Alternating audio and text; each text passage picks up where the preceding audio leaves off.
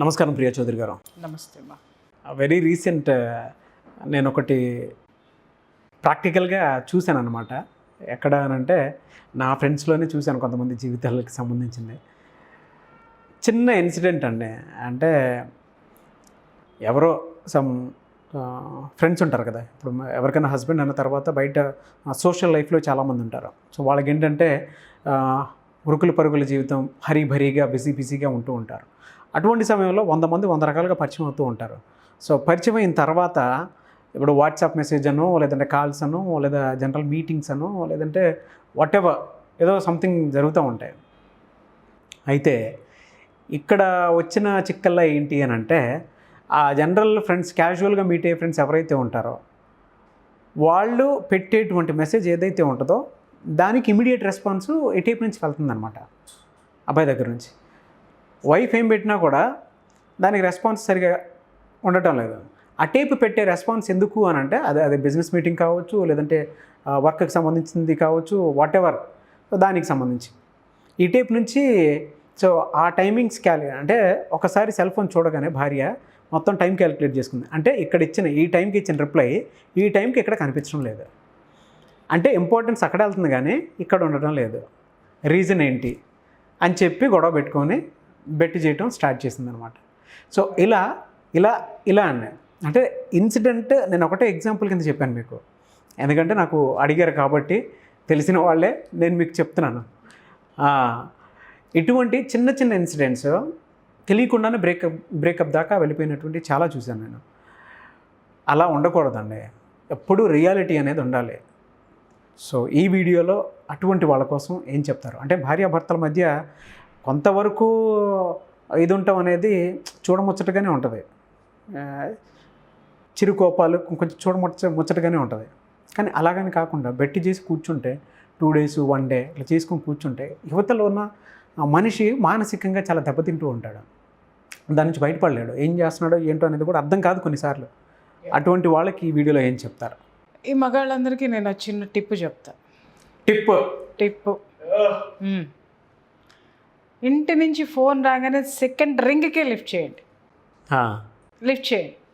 మీరు ఎంత విసుగ్గా అన్నా ఉండనివ్వండి, మీరు అక్కడ ఎలాంటి సిచ్యువేషన్ అన్నా ఉండనివ్వండి, జస్ట్ మీకు ఎంత కోపం అన్నా ఉండనివ్వండి, పెళ్ళ మీద పీకల దాకా కోపం ఉండనివ్వండి, ఇది దరిద్రం ఎప్పుడు వదిలిపోద్ది నా జీవితంలో అనేటటువంటి ఒక కసి ఉండనివ్వండి, లేకపోతే అమ్మో ఇది నన్ను చంపేస్తుంది, ఇది ఎప్పుడు అసలు ఏంటి నా పరిస్థితి ఏంటి అని నిరాశానికి స్పృహలో ఏ పరిస్థితుల్లో మీ పెళ్ళాం పట్ల ఏ ఫీలింగ్ ఉన్నా వెరీ సెకండ్ రింగ్కి ఫోన్ లిఫ్ట్ చేయండి. ఓకే, ఫోన్ లిఫ్ట్ చేసి ఒక్కటే ఒక్క మాట చెప్పండి, ఇంకేం చెప్పొద్దు. అరే కొంచెం బిజీగా ఉన్నారా, అయిపోగానే ఫోన్ చేస్తా. ఇది ఒక్కటే మాట సార్. అరే కొంచెం బిజీగా ఉన్నారా, అయిపోగానే ఫోన్ చేస్తా, చాలా టెన్షన్లో ఉన్నాను అని పెట్టేయండి. అది మళ్ళీ సాయంత్రం మీరు ఇంటికి వచ్చేదాకా మిమ్మల్ని కదిలిస్తే ఒట్టు. ఎలా చెప్తున్నాను నేను? నన్ను చూసారండి ఇప్పుడు? అబ్బే మా ఆయన్ని చూశాను కాబట్టి. మా ఆయన వెరీ నెక్స్ట్ రింగ్కి లిఫ్ట్ చేస్తారనమాట ఫోన్. వాళ్ళు లిఫ్ట్ చేసి అరే అసలు చాలా టెన్షన్లో ఉన్నారా ఏంటి, ఏమన్నా ఇంపార్టెంటా అనగానే, టెన్షన్ అనగానే ఇంపార్టెంట్ ఏం చెప్తాను, నా పెండ కూడా నేనే చెప్తాను. అయ్యో నేను చూసుకుంటాలే, యూ క్యారీ ఆన్ అండి అంట. వస్తుందే అక్కడ అన్ని పోసుకోలు కబుర్లు ఉంటాయి, లేకపోతే నిజంగా బిజినెస్ మీటింగ్ ఉండొచ్చు, ఏదన్నా ఉండొచ్చు. మళ్ళీ పంచాయతీ వచ్చినప్పుడు అమ్మో అసలు మా వారంత ఇంటెలిజెంట్ ఈ దునియాలో అసలు ఇంకా చెప్పాలి అనంటే దాన్ని ఎవరితో పోల్చాలి? చాణక్యుడు అండి. చాణక్యుడిని తీయవద్దు, మా వారిని పెట్టవద్దు. చాణక్యుడు ఎందుకు పనికిరాడు అసలు? మీరు గులాబీ పువ్వు ఉంచుకోండి, ఆ గులాబీ పువ్వును మల్లె పువ్వు అని నమ్మించకపోతే చూస్తా, మీరు ఫీల్ అవుతారు, ఇది భలే మల్లెపువ్వు భలే వాసన వస్తుంది సార్ అని చెప్తారు. అంత టాలెంట్ ఉంటుంది అనమాట ఆయనలో. అది నేర్చుకోండి మగవాళ్ళందరూ. అన్నీ అబద్ధాలే కానీ అందంగా ఉంటాయి అవి. అన్నీ అబద్ధాలే కానీ అందంగా ఉంటాయి. నేను ఎప్పుడైనా అడిగినప్పుడు ఒకసారి ఇట్లాగ పుసిక్కిన పాపం ఆయన ఏ మూడ్లో ఉన్నారో రివీల్ అయిపోయిందనమాట. మా వారు సెకండ్ రింగ్కి లిఫ్ట్ చేసేసి సమాధానం చెప్తారు అన్న, మీరు ఎందుకు మాట్లాడచ్చు కదా అని అంటే, ఇప్పుడు లిఫ్ట్ చేయలేదు అనుకో బాస్ అని పక్కన వాళ్ళకి చెప్తున్నారు, ఎక్కడికి వెళ్ళావు, ఏం చేస్తున్నావు, దేంతో ఉన్నావు, ఎక్కడ మాట్లాడుతున్నావు, ఇవన్నీ టప 100 మెసేజ్లు వస్తాయి నాకు. సార్ ఎందుకు వచ్చిన గొడవ, 2వ రింగ్లో ఫోన్ చేసి బిజీగా ఉన్నానని వాళ్ళకి రిప్లై ఇచ్చేస్తే వాళ్ళ మా ఈగో సాటిస్ఫై అయిపోతుంది, టెన్షన్ తగ్గిపోతుంది, అన్నీ అయిపోతాయి, తాపీగా మన పనులు చేసుకుని మనం ఇంటికి పోవచ్చు అని చెప్పేసి అని. దిస్ ఈజ్ ద టిప్ అబ్బా. మీకు ఎంత కసున్నా కోపం ఉన్నా ఏమున్నా ప్రేమగా, అరే ప్లీజ్ రా, చాలా టెన్షన్లో ఉన్నా, పెట్టేరా, మళ్ళీ చేస్తాను, దాని దుంపదాకా సాయంత్రం దాకా అది అట్టగా పడి ఉండడు. ఓకే, తర్వాత వీడియో చూసుకున్న తర్వాత తెలివితేటలు పెరిగిపోతాయి కదా. పెరగనివ్వండి, కానీ సంసారం బాగుంటుంది కదా. ఇప్పుడు నేను ఇక్కడ చెప్పిన టిప్పు మోసం చేయమని అనట్లేదు, రెస్పాండ్ అవ్వండి అని చెప్తున్నాను నేను. మోసం చేస్తే ప్రియా చౌదరి ఎక్కడ పెట్టాలో అక్కడ పెడుతుంది, మిగిలిన భార్యలు కూడా ఎక్కడ పెట్టాలో అక్కడ పెడతారు. మోసం అని తెలుసు, కానీ అది ప్రమాదకారి కాదు అనుకున్నంత వరకు కూడా నవ్వుకోవాలి. అరే అరే నన్ను చీట్ చేస్తున్నాడు, సరే రాని నిన్ను నేను ఎక్కడ పెట్టాలో ఆడ పెడతాలి అనుకోవాలి, నవ్వుకోవాలి. తప్పితే ప్రతిదాన్ని కూడా మన యుద్ధానికి దిగేసి కత్తులు దూసేస్తే నాగరాజు గారు ప్రశాంతత ఎక్కడ ఉంటుంది జీవితంలో? నంబర్ 1. 2, నీ భర్త నీవాడే కదా. ఇప్పుడు అందాక ఎందుకు చాలాసార్లు నాకు ఇంట్లో సవాళ్ళు వస్తాయన్నమాట, ఏంటి నువ్వు అలా పట్టించుకో ఇలా పట్టించుకో అని. అంటే నేను ఒకటే అంట, మా ఆయన ఎన్ని చేసినా సాయంకాలానికి ఇంటికి వస్తాడు కదబ్బా, అడిపోతాడు. ఆ కాన్ఫిడెంట్ ఉండాలి భార్యలో. సరే ఇంటికి వచ్చాడు, సరే మీరన్నట్టు అవతల గర్ల్ ఫ్రెండో లేకపోతే అవతల అమ్మాయికో ఎక్కువ రెస్పాండ్ అవుతున్నాడు అన్నప్పుడు జుట్టు పట్టుకొని బయటికి లాగండి. దాంట్లో ఎవరు మిమ్మల్ని నో అని చెప్పరు. కానీ ఏం జరగకముందు ఏదో జరిగిపోతుంది అనేటటువంటి టెన్షన్లు, హడావిళ్ళు, వాటిల జోలికి పోయి మీరు మీ ప్రశాంతతను పోగొట్టుకుని, సంసారంలో ఉన్నటువంటి ప్రశాంతతను పోగొట్టుకుని, పిల్లల్ని ఇబ్బందులకు గురి చేసి, ఇంట్లో వాళ్ళని ఇబ్బందులకు గురి చేసి చేయకండి. ఇప్పుడు ఒక మెచ్యూరిటీ రావాలి నాగరాజు గారు. ఒక మ్యారేజ్ అనేటటువంటి విషయం, పెళ్ళి అనేటటువంటి విషయం వచ్చిన తర్వాత భార్యాభర్తలు ఇద్దరిలోనూ పట్టువిడుపులు ఉండాలి. అంతేగాని ఒకదాన్నే పట్టుకుని లాగి, నువ్వు నా ఫోన్ ఎందుకు ఎత్తలేదు, దాంతో ఎవరితో ఎత్తావా అనగానే వీడికి ఈగో పెరిగిపోయి దేంటి పిచ్చగా ఉందా, ఎస్ నేను చేస్తా, నేను ఉంటా, నువ్వేం పిక్కుంటావు పిక్కో. ఏంది ఇది, సంసారమా లేకపోతే చేపల మార్కెట్లో గొడవ కాదు కదా. అవును. ఇప్పుడు బస్టాండ్లో సీట్ల కోసం కొట్లాడుకున్నట్టు ఇక్కడ ప్లేసుల కోసం గౌరవం కోసం కొట్లాడుకున్నంత నీచంగా ఉంటుంది అనమాట. అరే నేను ఖర్చు వేసాను రా, ఎవడ చూశాడు రా, ఇది నేను ముందేసాను రా, ఆడ ఊరు వెళ్ళేదాకా కొట్లాడుకుంటాడు. ఈడు నుంచునే ఉంటాడు, ఈడు కూర్చొని ఉంటాడు. అరే కూర్చొనిచ్చి ప్రశాంతంగా నువ్వు ఏదో ఒకటి మాట్లాడుకుంటూ పోవచ్చు కదా. లేదు, ఆడు ఊరు దిగేదాకా ఈ యొక్క కొట్లాటను క్యారీ చేసి దిగిన తర్వాత దాన్ని తీసుకెళ్ళి ఇంట్లో చూపిస్తాడు అనమాట. దీనికి వ్యత్యాసం లేదు. అర్థమైంది నాగరాజు గారు. కాబట్టి ఇప్పుడు మన జీవితాలు పోతున్నాయి, మన జీవితాలు మన చేతుల్లో నుంచి వెళ్ళిపోతున్నాయి, ఎవరో లాగేసుకుంటున్నారు అనుకున్న రోజున నువ్వు ఎన్ని చేయగలుగుతావు నీ సంసారం నిలబెట్టుకోవడానికి, అన్నీ చెయ్యి. ఎవ్వరు నిన్ను కాదని అనరు, నిలబెట్టుకునే ప్రయత్నం చేయి. అంతేగాని నిలబెట్టుకుంటున్నానని అనేటటువంటి దారిలో ఈ విధ్వంసాలు సృష్టించుకోవద్దు.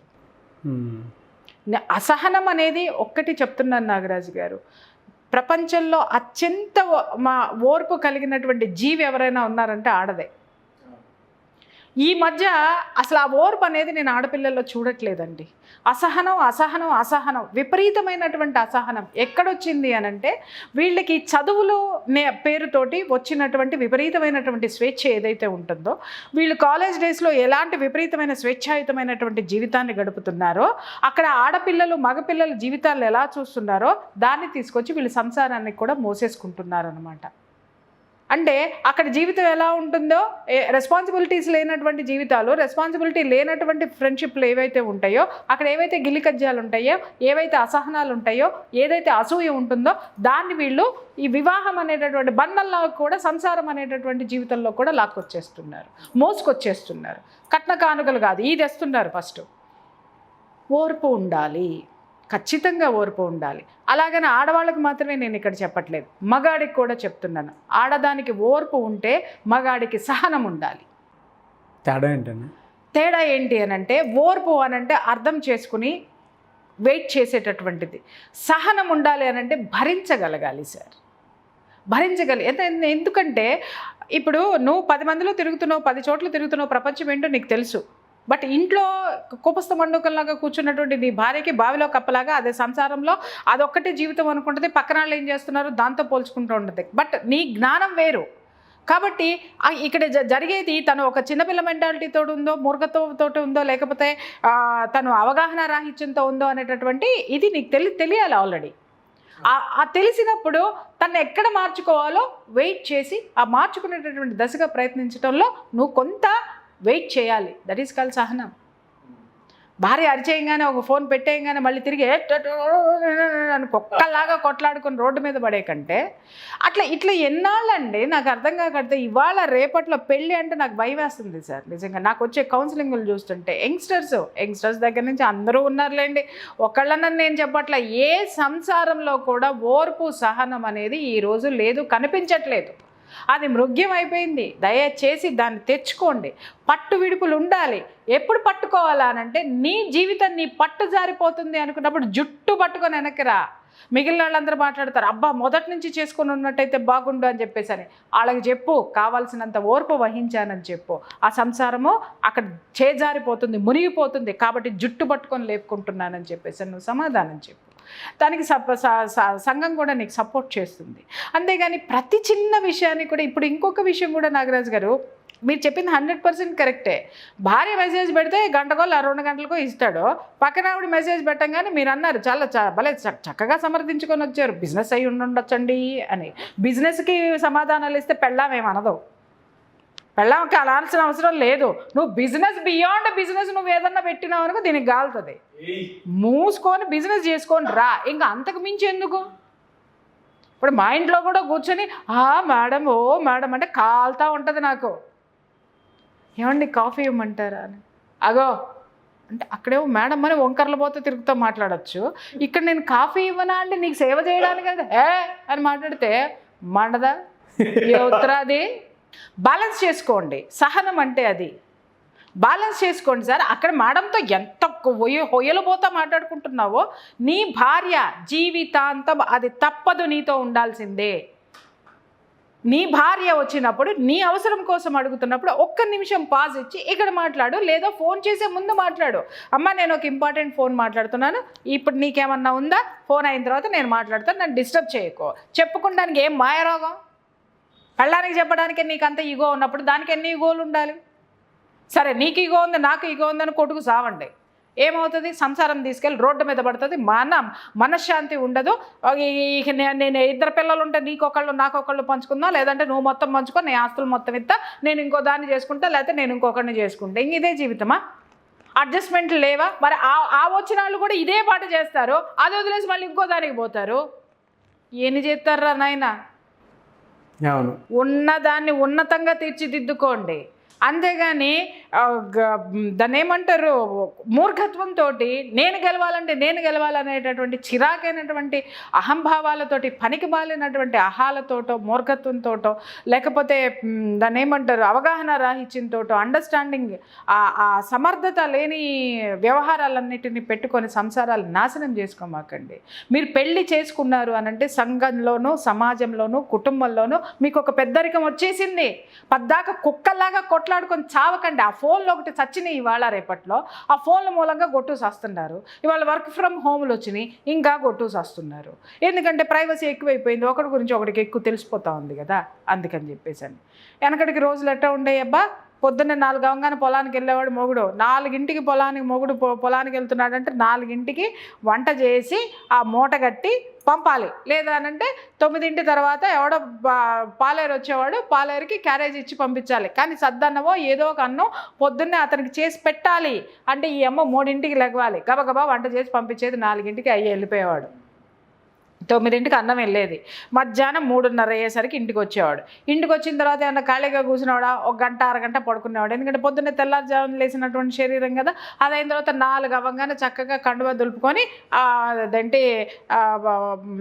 దాన్ని ఏమంటారు ఆ పంచాయతీ దగ్గరకో లేకపోతే ఇంకెక్కడి దగ్గరకో నలుగురు ముచ్చట్లు పెట్టుకునే దగ్గరికి వెళ్ళి ఆడ కూర్చుని వచ్చేవాడు.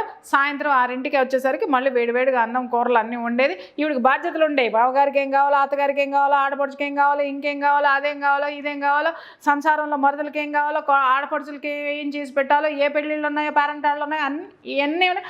మళ్ళీ అన్నం పెట్టేసేయంగానే ఉమ్మడి కుటుంబము అందరు నిద్రపోయిన తర్వాత భర్త దగ్గరికి పోవాలా.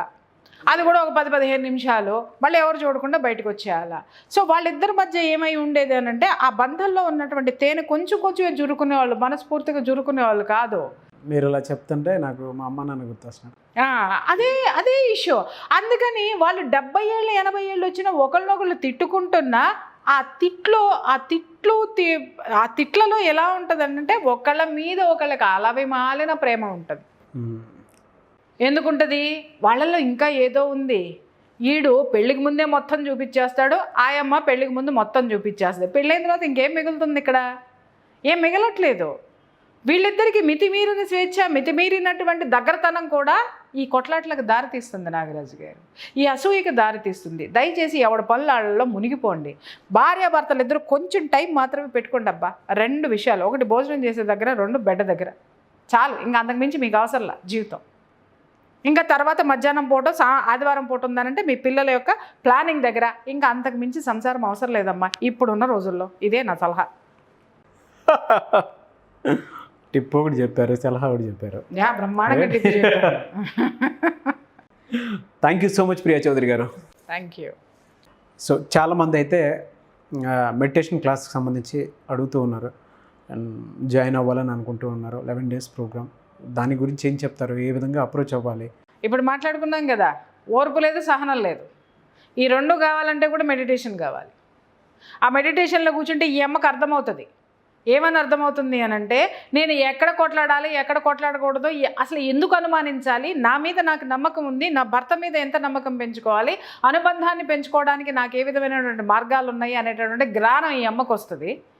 ఆయనకేమో 10 సార్లు మెసేజ్ పెట్టిన 10 దానికి తిరిగి మెసేజ్లు పెట్టుకుంటూ ఫోన్లు చేస్తూ ఉంటే నేను ఎంత కచ్చడా పని చేస్తున్నాను, అసలు నేనేంటి, నా జీవితం ఏంటి, నా సంసారం ఏంటి, దాన్ని సరైనటువంటి పద్ధతిలో నడుపుకుంటే నాకుండే విలువైనటువంటి జీవితం ఏంటి అనేటటువంటి జ్ఞానం ఈ అయ్యకు వస్తుంది. ఓకే. తర్వాత మళ్ళీ ఇంకా మళ్ళీ చెప్పాలి అనుకుంటే మన ఒంట్లో వచ్చేటటువంటి వ్యాధులు, అర్థమైందా, మన కంటికి కనిపించేటటువంటి విస్ఫోటనాలు, ఇవన్నీ డైరెక్ట్గా ఇండైరెక్ట్గా మన మనసు మీద ఒక ప్రభావాన్ని చూపిస్తాయి నాగరాజు గారు. మనస్సుని నిర్మలంగా ప్రశాంతంగా ఉంచుకొని ఒక అద్భుతమైనటువంటి జీవితాన్ని సరైన పద్ధతిలో నడిపించుకోగలిగేటటువంటి శక్తి సామర్థ్యాలు ఈ యొక్క మెడిటేషన్ ద్వారా వస్తాయన్నమాట. అలాగే ఇప్పుడు ఇట కొట్లాడుకుని తూచ్ నీ జీవితం ఏది, నా జీవితం నాది అని చెప్పి అనుకున్న వాళ్ళు, లేదు విధి వక్రీకరించి ఒంటరి జీవితాన్ని అనుభవించాల్సి వచ్చినటువంటి వాళ్ళు, అలాగే జీవితంలో అన్నీ ఉన్నాయి కానీ ఏదో కోల్పోయాను, ఏదో కావాలి, అదేంటో తెలియదు అనుకునేటటువంటి వాళ్ళు, అలాగే శారీరక మానసిక బాధలు ఉన్నటువంటి వాళ్ళు, ఆర్థిక సమస్యలు ఉన్నటువంటి వాళ్ళందరికీ కూడా ఈ 11 days మెడిటేషన్ అనేది ఇట్స్ ఎ బూస్ట్ అండి. ఒక శక్తిని ఇస్తుంది ప్రతి ఒక్కరికి. అప్రోచ్ ఏ విధంగా ఉండాలి అంటే ఎలా? ఇప్పుడు స్క్రీన్ మీద ఉన్న నెంబర్కి కాల్ చేస్తే మా వాళ్ళు చెప్తారు నాగరాజ్ గారు ఎప్పుడు అపాయింట్మెంట్ అంటే క్లాసెస్ ఎప్పుడు స్టార్ట్ అవుతాయి, అసలు జాయిన్ అవ్వడానికి ఏ ప్రాసెస్ ఏంటి అనేది వాళ్ళు చెప్తారు. They can contact that number. Thank you so much Priya Chaudhary garu. Thank you. చూసారు కదన్న వీడియో. ఈ వీడియోపై మీ అభిప్రాయాన్ని కామెంట్ బాక్స్లో పోస్ట్ చేయండి. ముఖ్యంగా మీకుండేటువంటి సమస్యలు ఏవైతే ఉన్నాయో వాటికి సంబంధించినటువంటి విషయాల్లో ఒక వీడియో రూపంలో సొల్యూషన్స్ కావాలి అని అంటే ఖచ్చితంగా దాని మీద మేము వీడియో చేయడం జరుగుతుంది. సో కింద కామెంట్ బాక్స్లో మీరు పోస్ట్ చేసినా మీకు ఉండేటువంటి సమస్యలు పర్లేదు. లేదు అని అంటే మిస్టర్ నాగ్ అఫీషియల్ అని నా ఇన్స్టాగ్రామ్ ఐడి ఉంది. ఆ ఇన్స్టాగ్రామ్ ఐడికి కనుక మీరు మెసేజ్ పెడితే ఖచ్చితంగా దాని నుంచి రెస్పాండ్ అవుతాము. అండ్ చాలామంది కొంతమంది మెసేజ్లు పెడుతున్నాము అని చెప్పేసి అన్నారు. సో కొన్ని మెసేజెస్ నా దాకా రావటం లేదు. మీ ఐడి స్పెసిఫిక్గా పెట్టి కింద కామెంట్ బాక్స్లో పోస్ట్ చేసినా సరే ఖచ్చితంగా నేను ఓపెన్ చేస్తాను. లేదు అని అంటే నేను మిస్టర్ నాగ్ అఫీషియల్ అనే ఇన్స్టాగ్రామ్ ఐడికి సంబంధించి నేను ఏవైతే పోస్టులు పెట్టుంటానో దాని కింద కామెంట్ బాక్స్లో మీరు ఏదైనా కామెంట్ బాక్స్ పెట్టినా సరే ఇలా మెసేజ్ పెట్టాను అనగానే వెంటనే నేను ఓపెన్ చేసినా సరే చూసుకుంటాను. సో నాకు కొన్ని మెసేజెస్ అయితే కనిపించడం లేదు కాబట్టి చెప్తున్నాను. దాన్ని మీరు ఫాలో అయితే ఖచ్చితంగా మీకు ఏ విధమైనటువంటి అంటే ప్రియా చౌదరి గారితో మీరు మాట్లాడాలనుకున్నా, లేదంటే అప్డేట్స్ ఏమైనా కావాలనుకున్నా ఆన్లైన్ ఆఫ్లైన్ క్లాసెస్ అండ్ దాంతోపాటు మోటివేషన్ క్లాసెస్ కానీ లేదంటే కార్పొరేట్ ఆఫీసెస్ చాలా ఉంటాయి. సో వాటికి సంబంధించినటువంటి విషయాల్లో మీకు ఒక మెంటర్ కావాలనుకున్నా అండ్ బయట చాలా రోటరీ క్లబ్స్ లాంటివి చాలా ఉంటాయి. సో అటువంటి వాళ్ళ ప్రోగ్రామ్స్ అంటే కండక్ట్ చేయాలనుకున్నా కూడా ఖచ్చితంగా స్క్రీన్ మీద కనిపిస్తున్న నెంబర్కి మీరు కాల్ చేయొచ్చు అండ్ డీటెయిల్స్ ఏమైనా కావాలనుకున్నా సరే ఖచ్చితంగా తెలుసుకోవచ్చు.